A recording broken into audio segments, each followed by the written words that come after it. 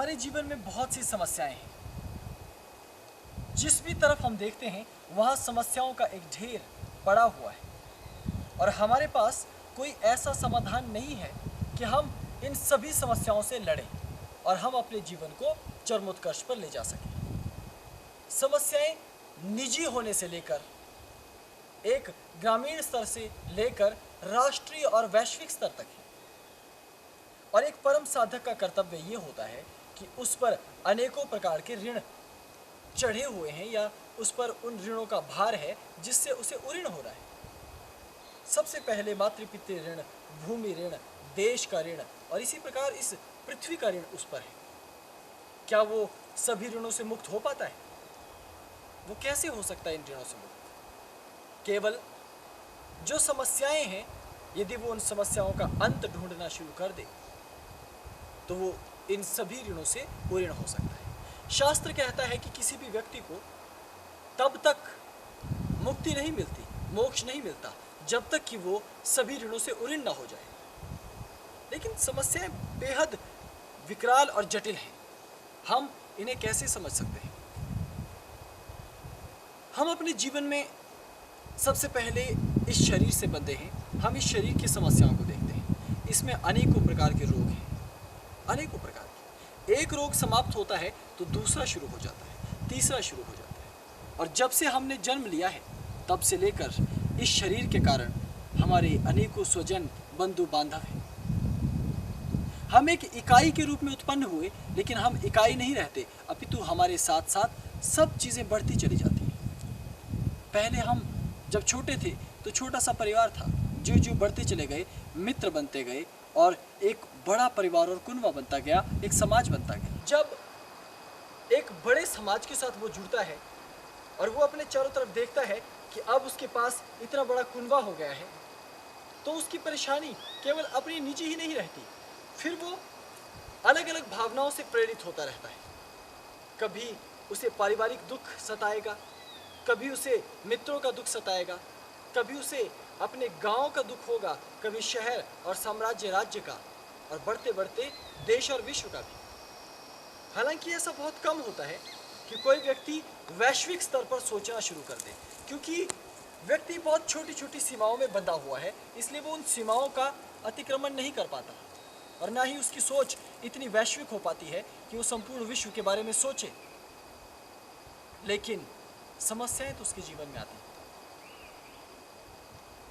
हालांकि मैं आपकी सभी समस्याओं के बारे में एक साथ आपको हल नहीं दे सकता, लेकिन सभी समस्याओं का एक हल अवश्य दे सकता हूँ। हमें ये देखना चाहिए कि हमारे चारों तरफ जो परिवेश है, जो समस्याएं हैं, वो क्या हैं और कैसी हैं।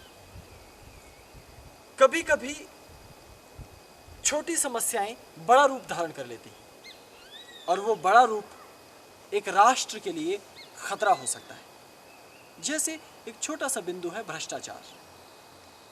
ये अध्यात्म से जुड़ा हुआ विषय नहीं है, ऐसा लोग कहते हैं, लेकिन ये अपने आप में सोचने जैसा विषय है कि क्या भ्रष्टाचार और क्या हिंसा ये अध्यात्म से जुड़े हुए शब्द नहीं है। 100% ये अध्यात्म से जुड़े हुए शब्द। क्यों? क्योंकि आपका आचरण कैसा हो, आपका आचरण कैसा रहेगा, ये सब तो केवल धर्म और अध्यात्म ही सुनिश्चित करता है। क्योंकि यदि धर्म और अध्यात्म ना हो तो केवल कानून होगा और कानून जबरदस्ती आपसे प्रत्येक कार्य नहीं करवा सकता। जहां कानून जरा सा हटा वहां तुमने वो अपराध किया। तो भ्रष्टाचार एक छोटी सी समस्या है जो एक निजी व्यक्ति से शुरू होती है, लेकिन फैलते फैलते एक बड़े तंत्र को प्रभावित करती है और कभी कभी तो ये संपूर्ण राष्ट्र को नष्ट कर सकती है, संपूर्ण व्यवस्थाओं को दूषित और कलंकित कर सकती है। इसलिए हमें छोटे तल पर जो आने वाली जो समस्याएं होती हैं उनको कभी अनदेखा नहीं करना चाहिए। भ्रष्टाचार जैसी समस्याओं का समाधान क्या हो सकता है?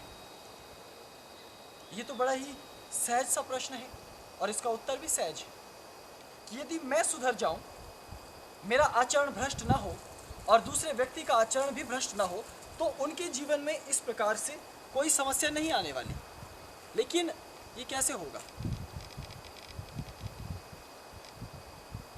एक व्यक्ति या एक संगठन जब भ्रष्टाचार के विरुद्ध अपनी लड़ाई शुरू करता है और वो चाहता है कि संपूर्ण राष्ट्र में, संपूर्ण विश्व में परिवर्तन आए, तो वो इतना सहज और सरल नहीं है, क्योंकि प्रकृति विपरीत धर्म है। वहाँ एक तरफ से जब तुम बल लगाते हो तो दूसरी तरफ से भ्रष्टाचारी भी बल लगाते हैं। जब एक संगठन भ्रष्टाचारियों के विरुद्ध लड़ाई लड़ेगा तो भ्रष्टाचारी उसके विरुद्ध लड़ाई लड़ेंगे।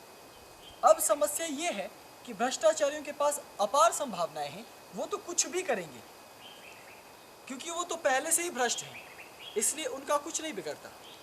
वो अपने भ्रष्ट आचरण के द्वारा तुम्हारे ऊपर ऐसे ऐसे वार और ऐसे ऐसे हमले करेंगे कि तुम कब तक बच पाओगे। ऐसी परिस्थिति में यह युद्ध बड़ा विकट और विकराल हो जाता है।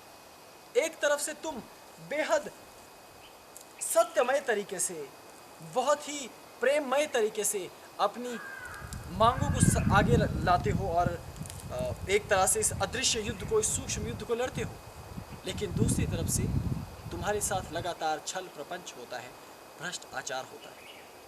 तो ऐसे समय में युद्ध तुम कैसे जीत पाओगे? ऐसे में तुम्हारी विजय कैसे होगी?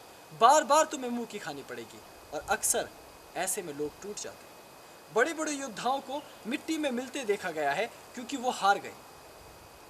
तो आखिर उनकी जीत कैसे होगी? वो कैसे जीत पाएंगे? वो अपने लक्ष्य को कैसे प्राप्त कर पाएंगे? ये एक बड़ा प्रश्न है।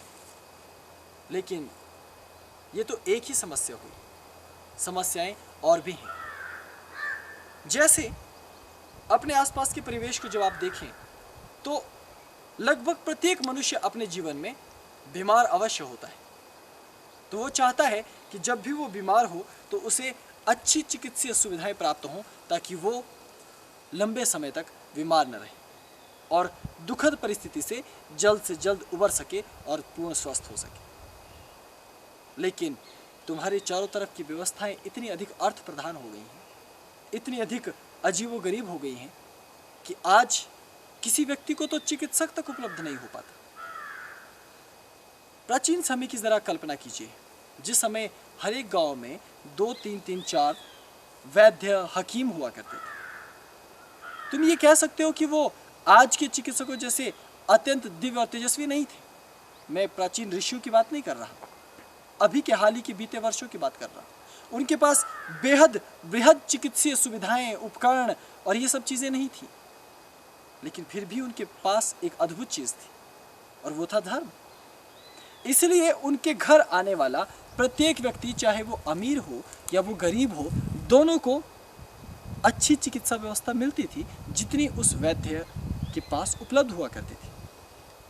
वो वैद्य अपना पूरा बल लगाता कि वो व्यक्ति स्वास्थ्य लाभ प्राप्त कर सके। क्या आज ऐसा है? नहीं। इसे हमें और तुम्हें मिलकर बदलना होगा ताकि भविष्य में इस तरह की परिस्थिति न रहे। लेकिन फिर यदि तुम इसे बदलने का प्रयास करोगे, इसे बदलने की कोशिश करोगे, तब भी तुम यही पाओगे कि तुम्हारे रास्ते में फिर अड़चनें आने लगी। कहने का भाव ये है कि लगभग हर ओर से तुम्हारे कार्य में विघ्न आ खड़ा होता है। और ये तो बड़ी बड़ी बातें ही नहीं है, ये तो बहुत आम छोटी छोटी बातें। जब नगर बने, महानगर बने, गांव बने, तो उनके भीतर अलग अलग तरह की व्यवस्थाएं स्थापित की गई। जैसे सेना की व्यवस्था है, पुलिस की व्यवस्था है, न्याय की व्यवस्था है। लेकिन कभी जब किसी दुखी व्यक्ति के पास तुम जाते हो और उसे देखते हो तो तुम्हें क्या अनुभव होता है? एक छोटा सा उदाहरण दे रहा हूं, इसे जरा समझो। हालांकि मुझे ये नहीं कहना चाहिए और ना ही मैं कह सकता हूं कि सारी की सारी पुलिस व्यवस्था भ्रष्ट है, क्योंकि मेरे तो सभी लोग प्रेमी हैं और प्रिय हैं और बहुत से हमारे ही लोग पुलिस और प्रशासनिक व्यवस्थाओं में, राष्ट्र की सेवा में दिन रात अहर्निश समर्पित हैं। लेकिन फिर भी हम अपने किसी काले हिस्से को कैसे छुपाएं? एक गरीब परिवार का व्यक्ति अपनी समस्याएं लेकर जब उसकी जगह पर, उसके घर पर, उसकी ज़मीन पर कोई एक बाहुबली व्यक्ति, कोई अपराधी छवि का व्यक्ति अपना बल लगाने की कोशिश करता है और उससे उन चीज़ों का कुछ छीनने का या हरण करने का प्रयास करता है, तो उम्मीद लेकर कहाँ जाएगा? उस पुलिस व्यवस्था के पास। और जब वो व्यवस्था पूरी तरह से भ्रष्ट होती है, पूरी तरह से बिकी हुई होती है, रिश्वत से वो पूरी तरह से भरे हुए होते हैं, क्या वो उस गरीब की बात को सुन पाएंगे? तो क्या वो दुख नहीं? उस व्यक्ति का दुख अपने आप में बहुत बड़ा दुख है। वो भी चाहता है कि मैं इससे मुक्ति प्राप्त करूं, लेकिन वो कैसे होगा? वो भी तभी होगा जब वो युद्ध के लिए अपने आप को तैयार करे। मैं किसी शस्त्र युद्ध की बात नहीं कर रहा, अर्थात वो अन्याय के विरुद्ध, अत्याचार के विरुद्ध अपनी आवाज बुलंद करे। लेकिन फिर वही बात, यहां पर भी उसकी वो आवाज दब जाएगी। ऐसी परिस्थिति में फिर क्या? ये तो छोटे छोटे लोगों के उदाहरण हैं। अब थोड़ी सी और बड़ी बात हो जाए। अब हम एक व्यक्ति विशेष को छोड़कर थोड़ा और आगे आते हैं। अब बात करते हैं, जब एक व्यक्ति अन्याय, अत्याचार के विरुद्ध और भ्रष्टाचार के विरुद्ध अपना युद्ध शुरू करता है, लड़ाई शुरू करता है, और उसे धीरे धीरे ये समझ में आने लगता है कि वो अकेला कुछ नहीं कर पा रहा, क्योंकि ये सारा का सारा तंत्र बेहद बड़ा और बेहद जटिल है। तब उसे समझ में आता है कि उसे एक संगठन के रूप में कार्य करना चाहिए। और कहा भी गया है कि संघ शक्ति कलियुग, इसलिए वो एक संगठन बनाता है। और अब एक बृहद और विशाल संगठन उसके चारों तरफ होता है। अब वो एक अच्छी रणनीति बनाकर भ्रष्टाचार, आतताइयों और इस तरह के जो आपराधिक तत्व हैं उनके खिलाफ आवाज उठाने का प्रयास करता है। लेकिन क्या एक बड़ा समूह बन जाने पर वो इन सब चीजों पर नियंत्रण प्राप्त कर लेगा? यहां पर भी फिर वही समस्या है जिसके समाधान की हमें तलाश है, कि तब भी इतना बाहुबल होने के बाद, इतना जन समर्थन, इतना आंदोलन होने के पश्चात भी कई बार वो अपने शीश को नहीं छू पाता। ये परिस्थिति और भी दुखद होती है। तो ऐसी परिस्थिति में यहाँ तक कि बड़े बड़े संगठनों को चलाने वाले लोग, बड़े बड़े विवेकी और समर्थशाली लोग भी हार मानकर बैठ जाते हैं। और यही सृष्टि का एक अद्भुत सा नियम है। और मैं ये बताना चाहता हूँ कि ये बात एक इकाई वाले पुरुष के लिए भी उतनी ही महत्वपूर्ण है जितनी कि एक विशाल संगठन को संचालित करने वाले व्यक्ति के लिए। अत्याचार एक व्यक्ति पर भी होता है और अत्याचार एक विशाल संगठन पर भी होता है और संगठन के नायक पर भी होता है। और जो वास्तविक योद्धा होगा, जो वास्तविक रीति से इस समस्या का समाधान जानता है, उसे इसकी परवाह नहीं, क्योंकि वो जानता है कि इसका समाधान क्या है। हालांकि एक और बात मैं बता दूं, जब तुम्हारे जीवन में समस्याएं आती हैं, चाहे वो राजनीति से जुड़ी हो, शिक्षा से जुड़ी हो, न्याय व्यवस्था से जुड़ी हो, धर्म दर्शन से जुड़ी हो, मीडिया से जुड़ी हो, या फिर विज्ञान से जुड़ी हो, या फिर किसी भी तरह की गोपनीय समस्या हो, तुम उसका हल जानते हो, लेकिन तुम उस हल को प्राप्त करने के लिए या उस लक्ष्य तक पहुंचने के लिए सही ऊर्जा और सही त्वरा प्राप्त नहीं कर पाते। और यही तुम्हारी हार का सबसे प्रमुख कारण बनता है। अब यदि तुम्हें समस्याओं का पता है, जैसे यदि किसी देश में गरीबी है तो उसे कैसे मिटाया जा सकता है, इसके लिए तुम रणनीति तैयार करते हो। और उस रणनीति के तहत जब तुम कार्य करते हो, जब तुमने एक पूरा का पूरा प्रारूप बना लिया और उस पर तुम कार्य करने लग गए, तो अवश्य सफलता मिलेगी, निसंदेह सफलता मिलनी ही।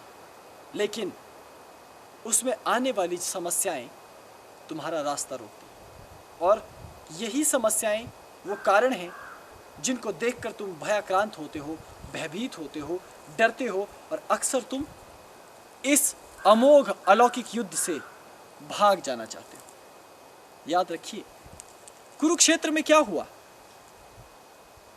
अर्जुन भी तो यही कह रहा था कि मेरे सामने मेरे गुरु हैं, मेरे सामने मेरे पितामह हैं, मेरे सामने युद्ध में मेरे अपने भाई हैं, और मैं गुरुओं को मारकर, अपने स्वजनों को मारकर किस प्रकार से स्वर्ग का सुख प्राप्त कर सकता हूं। ठीक ऐसी ही परिस्थिति एक व्यक्ति के साथ और एक बड़े समूह के साथ आती। क्योंकि सामने जिनको हम भ्रष्टाचारी कह रहे हैं, जिनको हम आताताई कह रहे हैं, जो हमारे गांव की, नगर की, घर की या इस देश की व्यवस्थाओं को कलंकित और दूषित कर रहे हैं, वो कौन हैं? वो हमारे अपने लोग ही तो हैं, हमारे बंधु बांधव ही तो हैं। ऐसे में तुम क्या करोगे? ये पूरा का पूरा संसार, ये पूरी की पूरी व्यवस्थाएं एक जाल जैसी हैं। इसलिए तो माया जाल जैसा शब्द इसके लिए प्रयुक्त किया गया। जाल में यदि एक तंतु भी ढीला पड़ जाए तो जाल की आकृति बिगड़ने लग जाती है। ठीक वैसे ही जब तुम इस जाल में भीतर जाते हो और इसे बदलने की कोशिश करने लगते हो तो जाल बिगड़ने लग जाता है और पूरा जाल तुम पर आकर गिरने लग जाता है। तो ऐसी परिस्थिति में तुम्हें कैसे इस परिस्थिति का सामना करना है, ये तुम्हें समझना होगा। जब तुम जाल को अच्छी तरह समझने लग जाओगे तब तुम्हें ये पता चलेगा कि तुम जाल से बिल्कुल ऐसे गुंथे हुए हो कि जाल के साथ छेड़छाड़ करना ये तो अपने पांव पर कुल्हाड़ी मारने जैसा है। क्योंकि जो तुम्हारी व्यवस्थाएं हैं वहाँ सभी तुम्हारे अपने लोग हैं।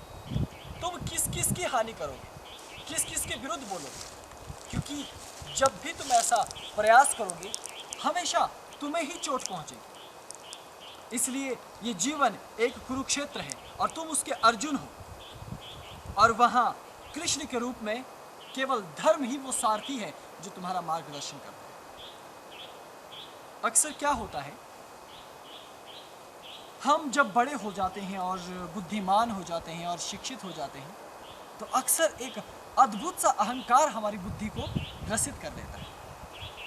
अन्यथा हमारा ये जो पूर्ण अस्तित्व है, ये जो पूर्ण शरीर है, ये जो मस्तिष्क है, इसके जो विचार हैं, ये बहुत ही शुद्ध, चैतन्य और निर्मल है।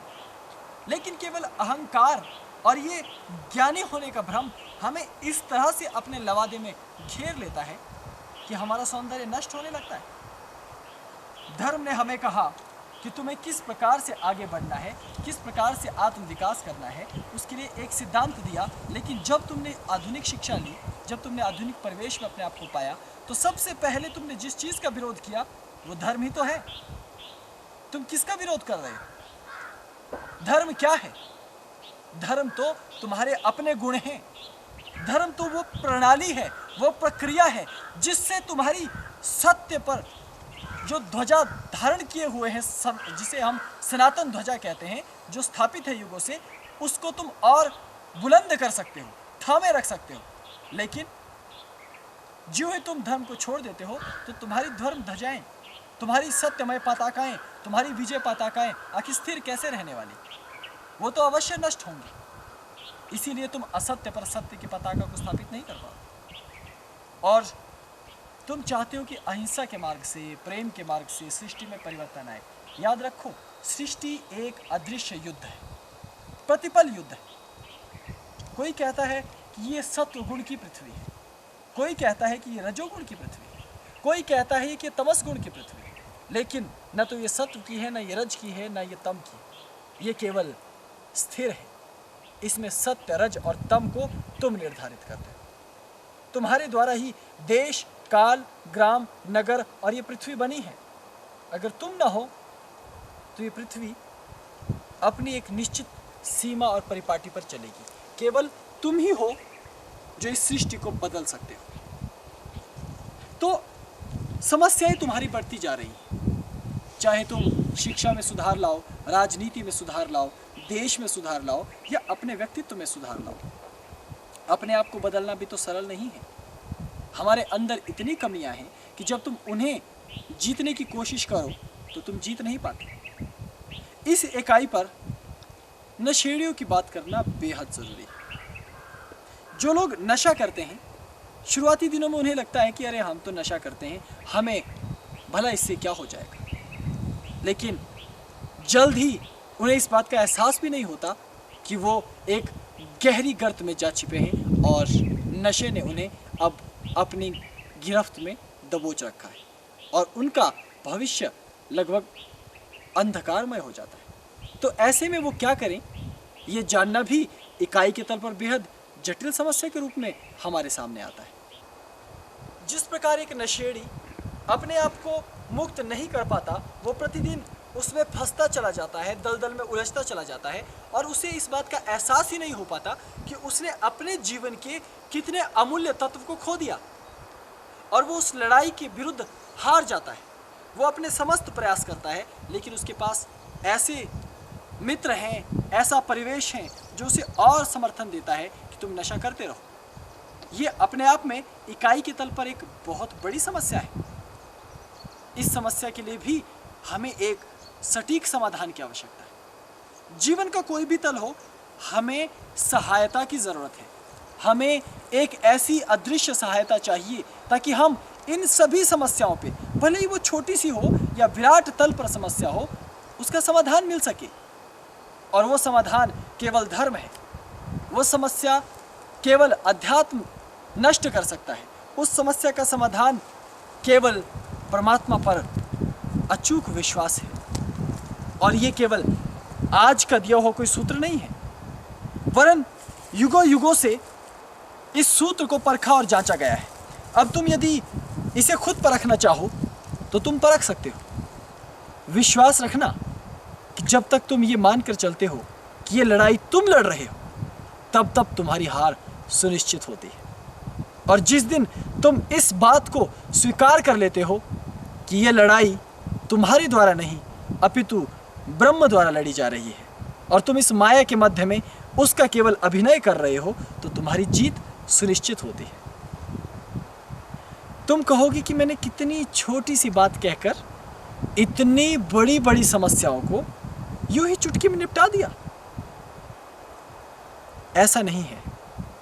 मैंने तुम्हें वो उत्तर दिया है जो अब तक के उत्तरों में से सबसे मजबूत उत्तर है। तुम यदि विज्ञान का सहारा लेकर युद्ध लड़ते हो तो भी हार जाओगे। क्यों? क्योंकि तुम विज्ञान नहीं हो, तुमसे विज्ञान है। लेकिन तुमसे धर्म नहीं है। धर्म तो तुम्हारे भीतर स्वभावतः है। मान लीजिए हिंदू, मुस्लिम, सिख, ईसाई, बहाई, यहूदी, पारसी, इन सब को और इन सब के धर्मों को नष्ट कर दिया जाए, तो क्या धर्म नहीं बचेगा? तब भी मौलिक रूप से सत्यमय धर्म तुम्हारे भीतर ही रहता है। ये जो सत्यमय धर्म है, ये कहीं बाहर से नहीं आया है। जब से तुम इस सृष्टि पे पैदा हुए हो, तब से ही वो तुम्हारे भीतर है। जब तुम अरण्यों में, वनों में रहते थे तो भीतर से अधिक पवित्र थे, लेकिन आज जब तुम समूहों और संगठनों में रहने लगे हो तो ज्यादा अत्याचारी और पातकी होने लगे हो। इस छोटे से उदाहरण को अपने जीवन में समझना। जब तुम कभी अकेले घर से निकलते हो, किसी रास्ते पे आगे बढ़ते हो, तो तुम्हें भय लगता है। तुम अपने आप को संकुचित सा पाते हो, सिमटा हुआ सा महसूस करते हो। और वैसी स्थिति में तुम कभी भी किसी अपराध की तरफ यूं ही गतिशील नहीं होते। जब तुम्हारे चारों तरफ का परिवेश तुम्हारा जाना पहचाना हो जाता है, तब तुम्हारे मन में अपराध की भावनाएं हिलोरे लेने लगती हैं। और जब तुम एक की जगह दो हो जाते हो और दो की जगह चार हो जाते हो, तब तुम्हारा अपराध और पाप की वृत्तियां और बलवती होने लग जाती।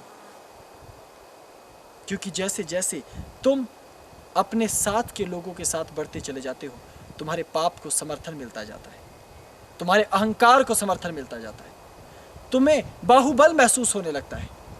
और यही कृत्रिम अहंकार तुम्हें पाप के लिए उकसाता है। इन सब से तुम कैसे बचोगे? क्या विज्ञान बचाएगा या मनोविज्ञान बचाएगा? ये एक अद्भुत सा प्रश्न है।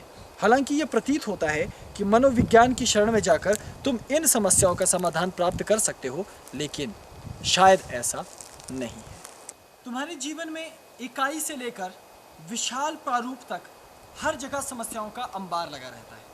और मैंने कहा कि इसका हल केवल ईश्वर की कृति पर विश्वास, यानी ईश्वर के अस्तित्व पर और अपने पर विश्वास, यही केवल एकमात्र उपाय है। और ईश्वर पर विश्वास एक ऐसा प्रमुख सबल है कि तुम सभी युद्धों को अवश्य जीतते हो। वास्तव में गीता है क्या? गीता केवल इतना ही है कि एक बड़ा कुरुक्षेत्र है जो तुम्हारे चारों तरफ का वातावरण है। ये कुरुक्षेत्र ही तो है। और इस कुरुक्षेत्र में तुम अर्जुन की भांति हो और चारों तरफ इस देश के, इस विश्व के रहने वाले लोग, चाहे वो आतंकवादी हों या फिर माओवादी हों या फिर कोई अन्य धार्मिक संप्रदायवादी हो, हिंदू मुस्लिम को बुरा कहेगा, मुस्लिम हिंदू को बुरा कहेगा, पारसी यहूदी आपस में लड़ेंगे, जैन आपस में लड़ेंगे। इस प्रकार से मनुष्य अनेकों टुकड़ों में विभक्त हैं। लेकिन ये सारे टुकड़े कौन हैं? ये हम मनुष्यों के ही टुकड़े तो हैं, हम मनुष्यों के ही विभाग तो हैं, हमारे अपने ही स्वजन बंधु बांधव तो हैं। और इन्हीं के बीच हमें सभी जो अव्यवस्थाएं हैं इन्हें व्यवस्था में लाना है, सभी बिगड़ती हुई परिस्थितियों को ठीक करना है, और वो हमारा कर्तव्य है। तभी हम समस्त ऋणों से मुक्त हो पाएंगे, मातृ ऋण से, भूमि ऋण से, पितृ ऋण से, धार्मिक आध्यात्मिक ऋण से भी, ईश्वरीय ऋण से भी, मनुष्य होने के ऋण से भी। और यदि तुम इसे ऋण ना भी मानो तो अस्तित्व के रूप में तुम्हें इसे स्वीकारना ही पड़ेगा, क्योंकि ये तुम्हारे अस्तित्व के होने की गवाही है कि तुम हो, और तुम्हारे पास विचार है, मस्तिष्क है, प्रज्ञा है, और तुम परिवर्तन लाने में सक्षम हो, समर्थ हो। लेकिन ज्यों ज्यों तुम्हारा युद्ध आगे बढ़ेगा त्यों त्यों हानि होने लगेगी। कभी कभी ऐसा लगता है मनोविज्ञान को देख के कि मनोविज्ञान सब कुछ है, क्योंकि वो तुम्हारे मन के बारे में, तुम्हारे मस्तिष्क के बारे में ठीक ठीक आंकड़े जुटा लेता है। वो ये जानता है कि कैसे, किस स्थिति में तुम क्या सोच सकते हो और क्या निर्णय लेने वाले हो, इसका वो ठीक ठीक आंकलन कर सकता है। लेकिन ये आंकलन 100% सही होगा और 100% सटीक होगा ये आवश्यक नहीं, क्योंकि तुम अपने आप में बिल्कुल निजी हो, अपने ही जैसे हो। जबकि मनोविज्ञान चलता है समूह की, एक विशाल समूह के निर्णयों पर, उसके ऊपर किए गए शोध और अनुसंधान पर, और फिर व्यक्ति विशेष के अनुसंधान पर। हालांकि ऐसा प्रतीत होता है कि सारे मनुष्य एक सा व्यवहार करते हैं, एक जैसी परिस्थिति में रहते हैं, लेकिन ये सत्य नहीं है। जब तुम एक आम व्यक्ति हो तो आम ही आचरण करोगे, लेकिन जिस दिन तुम योगी हो जाओ, ध्यानी हो जाओ, और योगी ध्यानी का तात्पर्य किसी साधु, सन्यासी, बाबा बनने से नहीं, आध्यात्मिक जिस दिन तुम हो जाते हो, उस ईश्वरीय सत्ता पर विश्वास करने लगते हो, तो तुम आम मनुष्यों से हटकर अतीन्द्रिय होने लगते हो। तब तुम्हारी सोचने की क्षमताएं बदलती हैं, तब तुम्हारे काम करने की क्षमताएं बदलती हैं, और तुम्हारा जीवन दर्शन बदलने लगता है। ऐसी परिस्थिति में कोई भी मनोविज्ञान, ये मेरा दावा है कि कोई भी मनोविज्ञान तुम्हारे रहस्यों को उगल नहीं सकता। जिस समय मैं अभी पृथ्वी पर हूं, इस समय हमारे बुद्धिमान वैज्ञानिकों ने ऐसी ऐसी औषधियां बनाई हैं जिनका सेवन करने से या जिन्हें अपनी शिराओं में डाल देने से जो हमारे अवचेतन मन के भीतर छिपी हुई बातें हैं वो व्यक्ति बाहर बोलने लग जाता है। लेकिन तुम गहन ध्यान का अभ्यास शुरू करके देखो, तुम्हारे ऊपर औषधियों पर औषधियां उड़ेली जाएं, तुम्हारा पूरा अस्तित्व उस औषधि में भी भीग जाए, लेकिन वो वैज्ञानिक तुम्हारे सत्य को बाहर उजागर नहीं कर पाएंगे, तुम्हारे किसी विचार को हटा नहीं पाएंगे। तुम मिट सकते हो, तुम मर सकते हो, तुम नष्ट हो सकते हो, लेकिन तुम्हारे गोपनीय रहस्य सदैव गोपनीय रहेंगे। तो मनोविज्ञान या विज्ञान की भी एक सीमा है, उस सीमा से उस पार केवल तुम ही जा सकते हो। तुम्हारी कल्पनाएं, तुम्हारा मन, तुम्हारा मस्तिष्क, तुम्हारे भीतर की दिव्य आत्मा, वही केवल इन सब सत्ताओं से उस पार जा सकती है। इसलिए समस्याओं का समाधान बाहर तो है, लेकिन वो पूर्णतया बाहर नहीं है, वो मुख्यतया भीतर है। इसलिए तुम्हें धर्म से जुड़ना होगा, अध्यात्म से जुड़ना होगा, वही ठीक ठीक समस्या का समाधान है। इसलिए तुम्हारी लड़ाई चाहे अपनी हो, नशों के विरुद्ध हो, पर्यावरण के विरुद्ध हो, या फिर समाज के विरुद्ध हो, समाज को बदलना चाहो, पर्यावरण को बचाना चाहो, या फिर सृष्टि में कोई परिवर्तन लाना चाहो, तुम बाहर कर्म करो, लेकिन उस कर्म को जो सबल देना है उसके लिए भीतर आध्यात्मिक तेज की प्राप्ति की कोशिश करो, यत्न करो, और वो ईश्वरीय तेज से, उनकी अनुकंपा से प्राप्त होता है। इसलिए तुम्हें ईश्वर के पथ पर जुड़ना होगा, ईश्वर के पथ पर चलना होगा, तभी तुम्हारी समस्त समस्याओं का अंत होगा। सारी समस्याओं का एक ही समाधान है, और वो केवल ईश्वर है। इसीलिए धर्म चाहे कोई भी हो, संप्रदाय चाहे कोई भी हो, उन्होंने ईश्वर की एकता को ही सर्वोपरि माना है। हालांकि बाहुबल भी अपने आप में बल है, धन बल भी अपने आप में बल है, और भी सामूहिक बल, राज्य बल, देश काल का बल भी बल है, लेकिन ये जरूर लग सकता है कि इन सारे बलों के सामने कभी कभी तुम कमजोर पड़ जाओ, या ये सब बल मिलकर तुम्हें प्रताड़ित करें, परेशान करें, और तुम टूटने लग जाओ, हारने लग जाओ। ये भी हो सकता है कि ये तुम्हारे इस अन्नमय कोश को मिटा डालें, लेकिन ये तुम्हें नहीं मिटा सकते। इस मेरे वचन पर श्रद्धा रखना, और जब तुम इस वचन पर श्रद्धा रखते हो और ईश्वर तुम्हारा मार्गदर्शन करने स्वयं आते हैं, और वो स्वयं तुम्हारा मार्गदर्शन करते हैं, जब तुम इस वाक्य पर अटूट विश्वास रखते हो, तो अवश्य जीत तुम्हारी सुनिश्चित होती है, और केवल तुम ही जीतते हो। हालांकि इससे पहले मैं इस बिंदु का समाप्त करूं, एक छोटी सी बात कहकर इसका समापन करूंगा कि एक आस्तिक और एक नास्तिक दोनों युद्ध क्षेत्र में जाते हैं, दोनों लड़ते हैं। ये विशाल ब्रह्मांड है, यहाँ पर आस्तिक नास्तिक लड़ते रहेंगे सदियों तक, लेकिन फिर भी ये सत्य है और इसी की विजय होगी। हालांकि बहुत बार तुम्हें नास्तिक या अधर्मी या पापी जीतते दिखाई दें, लेकिन अंत में केवल उसी की विजय होती है जो ईश्वर को एक सत्य मानता है। हालांकि बहुत से नास्तिक भी सत्य धर्म पर चलते हैं, पुण्यात्मा होते हैं, राष्ट्र की सेवा करते हैं, समाज की सेवा करते हैं, कर्म को प्रधान मानते हैं, लेकिन ये सब चीज़ें भी एक सीमा पर जाकर खत्म हो जाती। मेरा ज्ञान, मेरी तपस्या, मेरे पुण्य भी एक ऊंचाई पर जाकर ठहर जाते हैं।